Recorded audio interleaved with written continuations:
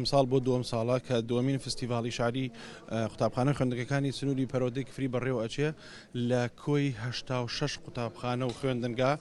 ئەمڕۆ ئێمە گشتاندنمان کردو بۆ هەمویان، بەڵام بەشێک لەوانە لەبەرەوەی کە نایەنگرێتەوە بەپێی ئەو ڕێنمایە کە دامانەوەی لە پۆلی حوتۆ تاواکو 12 بەشداریەکە ئەمڕۆ 30 خوێندکار 30 قوتابی خوێندکار بەشدارە بن لە ئەم فستیڤاڵە. مامۆستا لەم سی خوێندکارە بێگومان هەرێکە و پارچە شارێک بەشداری ئەکا. شعرەکان هی خۆیانە مەرجە یان شعری دەرەکیەوەی خوێندنەوە؟ پارساڵ هەروەکەوەی کە هاندانێک بێ ئەگەر شعری خۆشیان نەبووە بەشداریمان پێکردن، بەڵام ئەم ساڵ زیاتر جەختمان لەسەرەوە کردوێتەوە کە پێویستە بەرهەمی خۆیان بن. ئێمە دوو ئامانجمانەیە لە ئەنجامدانی ئەم فستیڤاڵە. یەکێکیانەوەی کە هەمیشە ئەو ناوبانگ و ناوزەندەی کفری کە لە ڕابردووە هەی بۆ خاوەنی بزاوتێکی ئەدەبی و چەندین نووسەر و کەڵە شاعیر و ئەوانی تێدا بووە ئەو ناوبانگە بپارێزین و لەلایەکی ترشەوە توانە و بەهرە شاراوەکانی قوتابیان و خوێندکاران دەربخەین لەم ڕێگەیەوە.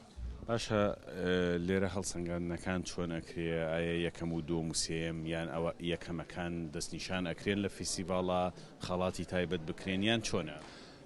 خۆی لە دنیای ئەدەبیاتە زۆر ئەستەمە کە بتوانی یەکەم و دووەم و سێم لە شعرە دەستنیشان بکەیت، چونکە شعر لە خۆناقێک بۆ خۆناقێکی تر جیاوازەوە ئەگۆڕێ. بەڵام ئێمە وەکەوەی کە بێتە کێبڕکیەکی چون دروستکەین لە نێوان قوتابیان و خوێندکاران بۆی بتوانن بەرهەمی جوانتر پێشکەشکەن. بەڵێ لژنێکمان داناوە لە دوو مامۆستای پسپۆری زمانەوانی و لە یەکێکی تریش کە شاعیرە، بەشێکیان بۆ دەستنیشانکردنی ئەو قوتابی خوێندکارانە وەکو دەنگ و بەشێکی تریشیان بۆ خوێندنەوە و بۆ نووسینەکەی. تا چەند بەدەنگەوە هاتن هەبوو لەلایەن، ینی وەک چۆن بڵێ بەدڵخۆشیەوە بەشداریان کرده بێت وەک چالاکێکی دەرەوەی پۆل؟